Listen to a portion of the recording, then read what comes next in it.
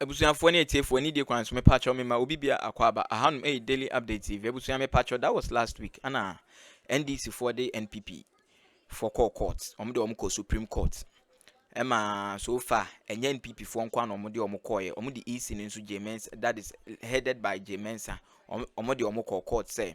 Jemensa mo anase the EC na koye recollation bia na entwa kwan mu court ne tena ase etia asem no mu tie nsem ni wie no ma hu sampa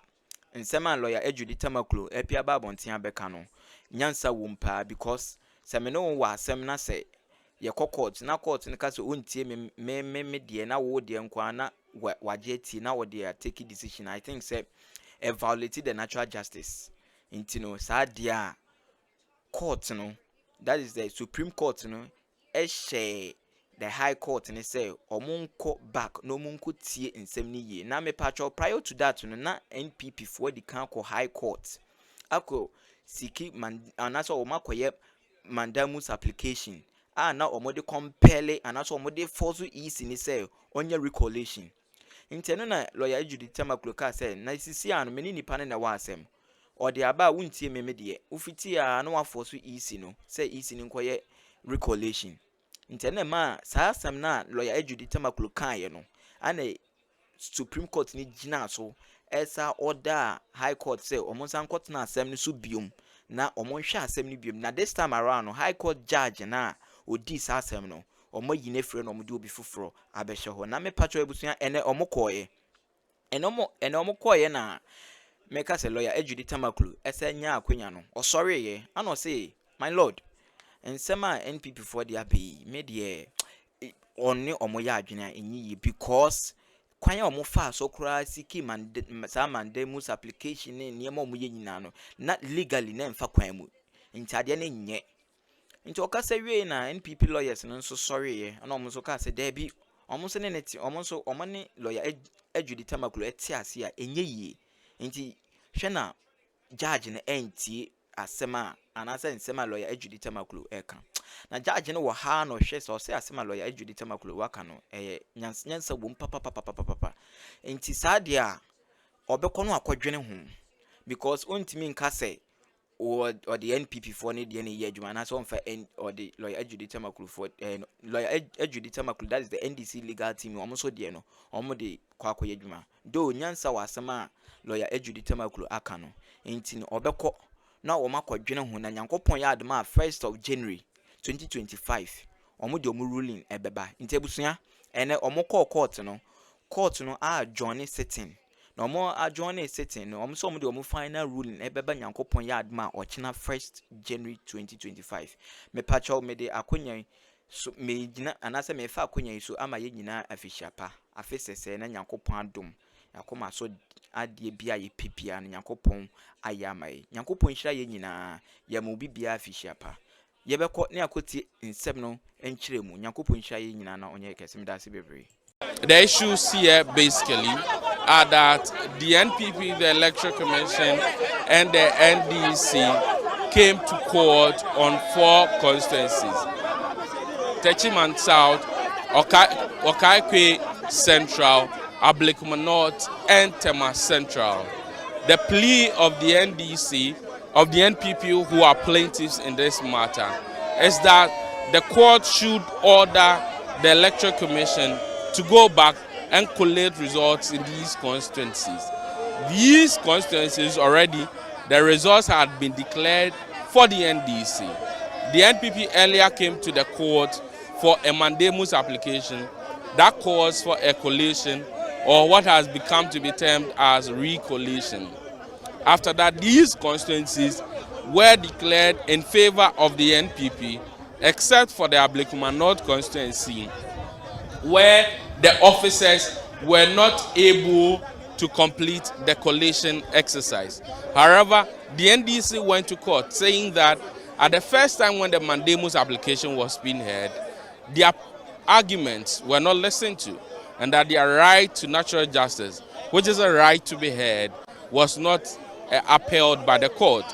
As a result of that, the Apex Court decided to quash the decision of the High Court. The Apex Court, however, directed the parties to return to the High Court to rehear the mandamus application to decide whether or not the EC will go back and recollate or collate the results. But before that application could be moved, the NDC's lawyer, Godwin Edudzi Tamaklo, moved a preliminary objection, arguing that the court lacked jurisdiction to hear the matter because of the approach that the NPP used. He argues that if you look at Section 16 and Section 20 of PNDC Law 284, People Representative Law, as amended, any issue as to whether or not a person has been validly elected or as to whether certain results should be cancelled can only be made by way of a petition to the court. Because of that, any other attempt to use any approach, such as a judicial review, as the NPP used in this manner, is a way of circumventing a proper hearing of the matter where evidence will be properly heard. The NPP, however, opposed this and argued that their case does not deal with the issue of declaring or cancelling results. Their case deals with compelling the Electoral Commission, which has a public duty, a duty to conduct elections, to supervise elections, to collate and declare results. They say that from their observations and evidence available to them, the Electoral Commission has not done that. And the Commission itself has admitted to not doing that. As a result, the court should compel the Electoral Commission to go back and do its work. The court, after listening to the parties in the case, including the Electoral Commission itself, whose lawyer also supported the idea that the mandamus application should be heard in the first place, decided that it will adjourn the case to tomorrow, January 1, 2025 at 10 a.m. and it will give a ruling. Based on the ruling of the court, we will know whether or not the mandamus application will be heard. If the court decides to hear the mandamus application, then it means that the court will now come and decide whether the EC should go back and do collation.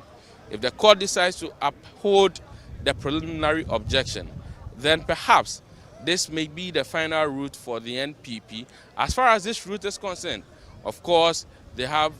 may have the option of appealing all the way to the Supreme Court. But of course, here on Channel 1 TV, we bring you up to speed on all happenings here at the High Court as far as the issues are concerned. Reporting for Channel 1 News, Hansen Ajiman.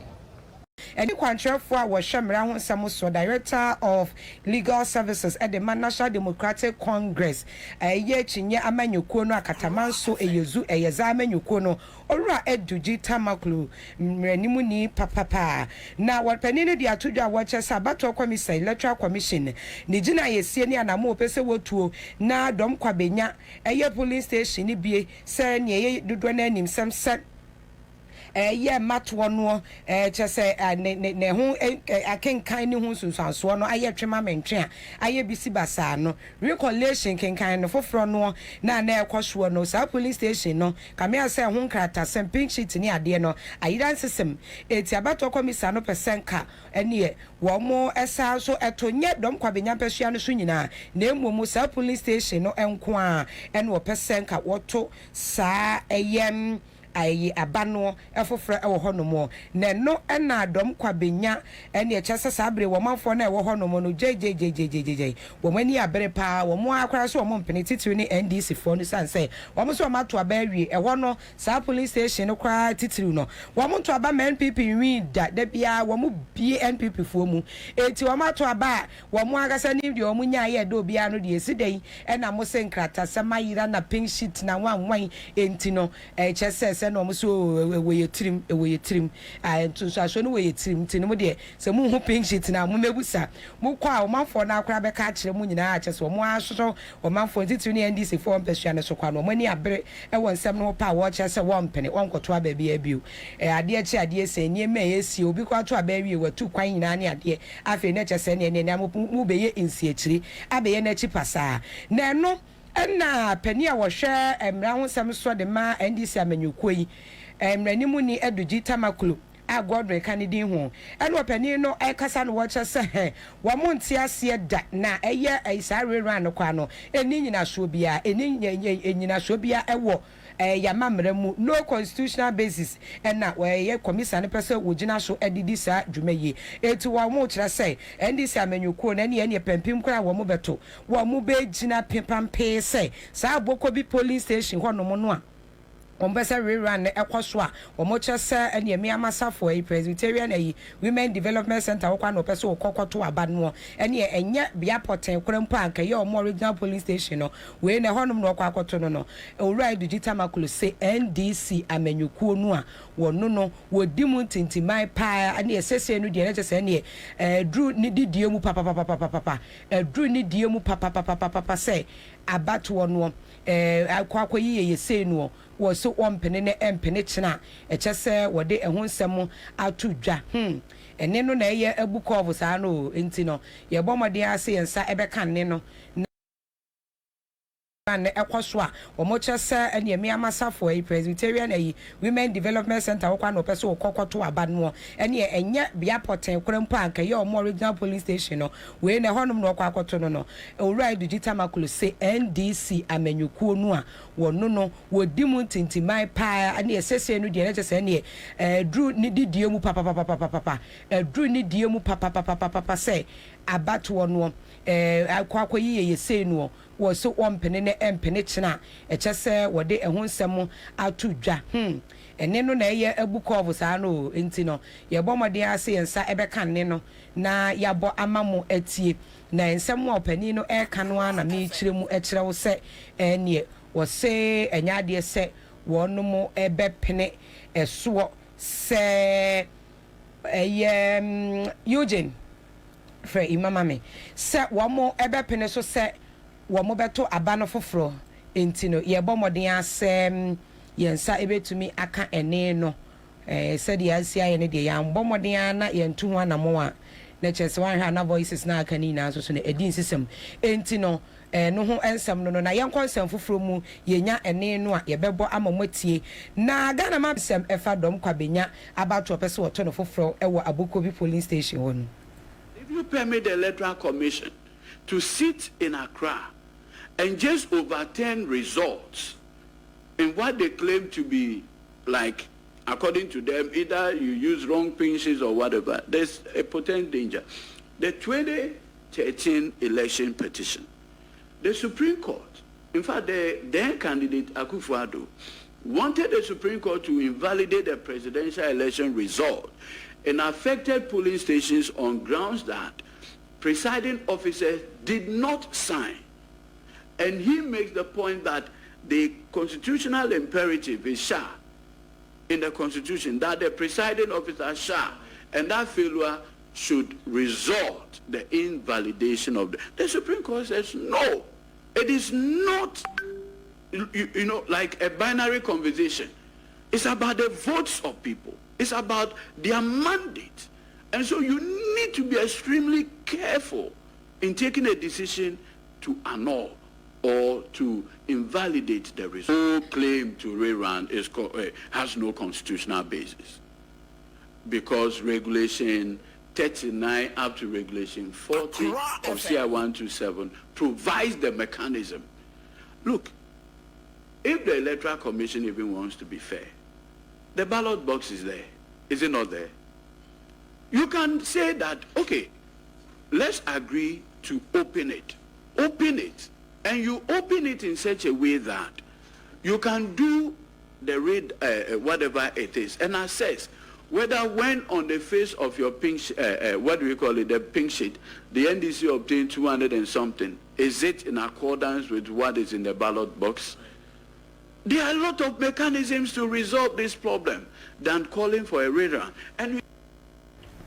Eni ayeti ye mranimu ni Edudzi Tamaklo wono eye pani kwantrefo a wo hye emra ho nsem so de ma NDC amanyuko no na Ghana man pani na nado dankwa Akufuado